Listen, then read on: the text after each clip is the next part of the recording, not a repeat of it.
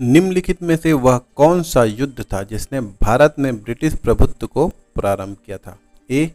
बक्सर की लड़ाई, बी. प्लासी का युद्ध, सी. मैसूर की तीसरी लड़ाई, डी. 1867 का स्वतंत्रता संग्राम। तो जो इसका राइट आंसर है दोस्तों वो है बी. प्लासी का युद्ध। चलिए इसके बारे में थोड़ा सा डिटेल जान लेते हैं। भारत में ब्रिटिश प्रभुत्व का प्रारंभ प्लासी के युद्ध से हुआ। प्लासी का युद्ध 23 जून 1757 ईस्वी में रॉबर्ट क्लाइव के नेतृत्व में अंग्रेजों ने बंगाल के नवाब सिराजुद्दौला को पराजित किया था। ठीक है, चलिए अगला क्वेश्चन। सिराजुद्दौला लॉर्ड क्लाइव से किस युद्ध में परास्त हुआ? ए. प्लासी, बी. बक्सर, सी. मुंगेर, डी. वांडीवास। तो इसका राइट आंसर है दोस्त ए. प्लासी। ठीक है, चलिए अगला क्वेश्चन। निम्नलिखित में से किसने भारत में ब्रिटिश साम्राज्य की स्थापना की थी? A. Warren Hastings, B. Lord Amherst, C. Lord Robert Clive, D. Lord William Bentinck. C. Robert Clive इसका राइट आंसर है दोस्तों। ठीक है, तो इसके बारे में डिटेल जान लेते हैं। भारत में ब्रिटिश साम्राज्य का संस्थापक लॉर्ड रॉबर्ट क्लाइव को माना जाता है, जिसने प्लासी युद्ध 23 जून 1757 में बंगाल के नवाब सिराजुद्दौला को पराजित कर पहली बार भारत में ब्रिटिश प्रभुत्व की नींव रखी थी। चलिए अगला क्वेश्चन। इनमें से किसे स्वर्ग से उत्पन्न सेना नायक कहा गया था? ठीक है, इसका ऑप्शन है आपके सामने Albuquerque, Robert Clive, Francis Dupleix, D. Lord Cornwallis. तो इसका राइट आंसर है बी. Robert Clive. चलिए डिटेल जान लेते हैं थोड़ा सा। क्लाइव भारत में गवर्नर के पद पर 1757 से 1760 तथा 1765 से 1767 तक रहा है।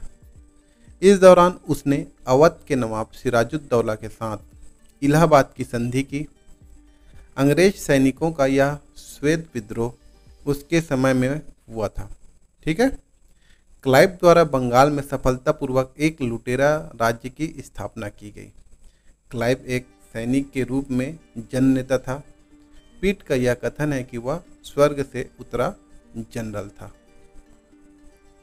अगला क्वेश्चन है दोस्तों, प्लासी का युद्ध मैदान कहाँ स्थित है? ऑप्शन है ए. बिहार, बी. आंध्र प्रदेश, सी. उड़ीसा और डी. पश्चिम बंगाल। तो इसका राइट आंसर है दोस्तों डी. पश्चिम बंगाल।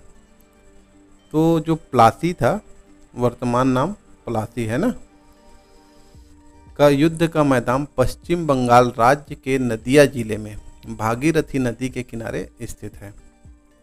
यह 23 जून 1757 ईस्वी को हुए प्रसिद्ध युद्ध में रॉबर्ट क्लाइव के नेतृत्व में अंग्रेज सेना ने बंगाल के नवाब सिराजुद्दौला की सेना को हराया था। ठीक है, चलिए अगला क्वेश्चन। प्लासी का युद्ध किस वर्ष लड़ा गया था?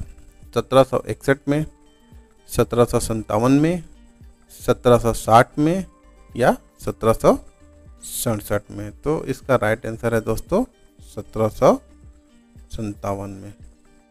ठीक है, यहाँ टिक मार लेंगे। अगला क्वेश्चन है, निम्न में से किसे अपनी राजधानी मुर्शिदाबाद से मुंगेर स्थानांतरित की थी? ऑप्शन है दोस्तों अ. अलीवर्दी खां, बी. सिराजुद्दौला, सी. मीर जाफर, डी. मीर कासिम। तो इसका राइट आंसर है डी. मीर कासिम। ठीक है, तो अलीवर्दी खां के उत्तराधिकारी नवाबों में मीर कासिम सबसे योग्य था। ठीक है, पूर्णिया तथा रंगपुर के फौजदार के रूप में वह अपनी योग्यता पहले ही दर्शा चुका था। वह अपनी राजधानी मुर्शिदाबाद से मुंगेर ले गया। ठीक है, कौन ले गया? मीर कासिम। संभवतः वह मुर्शिदाबाद के षड्यंत्र, वातावरण तथा कलकत्ता से दूर रहना चाहता था ताकि अंग्रेजों का हस्तक्षेप अधिक न हो। मीर कासिम ने सेना का गठन यूरोपीय पद्धति पर करने का निश्चय किया। इसके द्वारा मुंगेर में तोपों तथा तोड़ेदार बंदूकें बनाने की व्यवस्था की। इसके अतिरिक्त मीर कासिम राज्य की आर्थिक स्थिति को भी सुधारने के लिए प्रयत्नशील रहा। जिन अधिकारियों ने गबन किया था उन पर बड़े बड़े जुर्माने लगाए गए, कुछ नए कर लगाए तथा पुराने करों पर 3/32 भाग अतिरिक्त कर के रूप में लगाया गया। उसे एक और कर, खिजरी जामा को अभी तक अधिकारियों द्वारा छुपाया जाता था, को भी प्राप्त किया। अगला क्वेश्चन, सबसे अधिक निर्णायक युद्ध जिसने अंग्रेजों के भारत में प्रभुत्व को स्थापित किया। ए, बक्सर का युद्ध, बी, प्लासी का युद्ध, सी, पानीपत का प्रथम युद्ध, डी, पानीपत का तीसरा युद्ध। तो इसका राइट आंसर है दोस्तों ए, बक्सर का युद्ध। ठीक है, जैसे मैं पहले भी बता चुका हूँ कि 22 अक्टूबर 1764 को अंग्रेजों ने बंगाल के नवाब मीर कासिम, अवध के नवाब सिराजुद्दौला तथा दिल्ली के मुगल सम्राट शाह आलम द्वितीय की सम्मिलित सेना को बक्सर के युद्ध में परास्त किया था। ठीक है, इस युद्ध में अंग्रेजों की कमान मेजर हेक्टर मुनरो के हाथ में थी। इस युद्ध के परिणाम ने प्लासी के निर्णयों पर मुहर लगा दी। ठीक, भारत में अब अंग्रेजों को चुनौती देने वाला कोई दूसरा नहीं था। इलाहाबाद तक प्रदेश अंग्रेजों के अधिकार में आ गया तथा दिल्ली विजय मार्ग का खुल गया। बक्सर के युद्ध भारतीय इतिहास में निर्णायक सिद्ध हुआ। पीई रॉबर्ट ने बक्सर के युद्ध के बारे में कहा है कि प्लासी की अपेक्षा बक्सर को भारत में अंग्रेज प्रभुता की जन्मभूमि मानना कहीं अधिक उपयुक्त है। यदि बक्सर के युद्ध में परिणाम को देखा जाए तो कहा जा सकता है कि जहां प्लासी की विजय अंग्रेजों की कूटनीति का परिणाम थी, वहीं बक्सर की विजय को इतिहासकारों ने पूर्णतः सैनिक विजय बताया है। प्लासी के युद्ध ने अंग्रेजों की प्रभुता बंगाल में स्थापित की, परंतु बक्सर के युद्ध ने कंपनी को एक अखिल भारतीय शक्ति का रूप दे दिया। अगला क्वेश्चन है, बक्सर के युद्ध के समय दिल्ली का शासक इनमें से कौन था? ऑप्शन है ए, औरंगजेब, बी, शाह आलम प्रथम, सी, बहादुर शाह जफर, डी, शाह आलम द्वितीय। तो जो इसका राइट आंसर है डी, शाह आलम द्वितीय। ठीक है दोस्तों, इसका जो राइट आंसर है वो हो जाएगा डी, शाह आलम द्वितीय। चलिए अगला क्वेश्चन, इंग्लैंड की ईस्ट इंडिया कंपनी की भारत में प्रथम निर्णायक सैन्य सफलता मानी जाती है। ए, बक्सर का युद्ध, बी, प्लासी का युद्ध, सी, पानीपत का युद्ध, डी, हल्दी घाटी का युद्ध। तो इसका राइट आंसर आप जानते ही हैं ए, बक्सर का युद्ध है। ठीक है दोस्तों, ए, बक्सर का युद्ध। तो इसमें पहले भी मैं बता चुका हूँ 22 अक्टूबर 1764 को बक्सर का युद्ध हुआ था, जिसमें अंग्रेज के सेनापति कैप्टन मुनरो ने बंगाल के नवाब मीर कासिम, अवध के नवाब सिराजुद्दौला तथा मुगल के सम्राट शाह आलम द्वितीय की संयुक्त सेनाओं को पराजित किया था। ठीक है, चलिए अगला क्वेश्चन,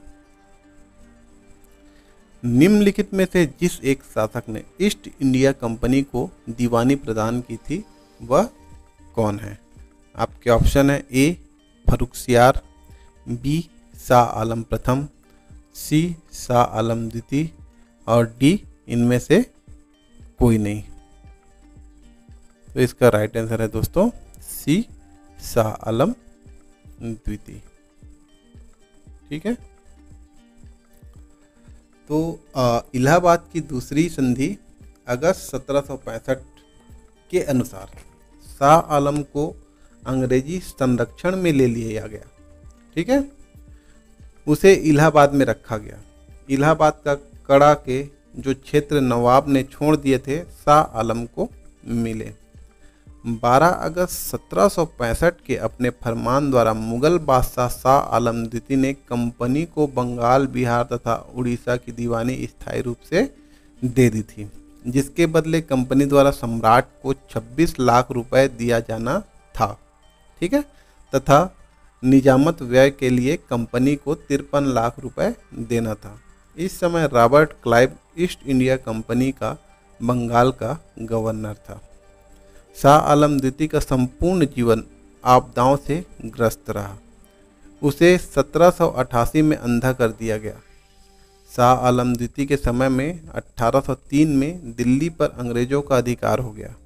शाह आलम द्वितीय तथा उसके 2 उत्तराधिकारी अकबर द्वितीय, जो 1806 से 1837 का शासन किया, और बहादुर शाह द्वितीय 1837 से 1857 तक शासन किए, ईस्ट इंडिया कंपनी के पेंशन भोगी मात्र बनकर रहे।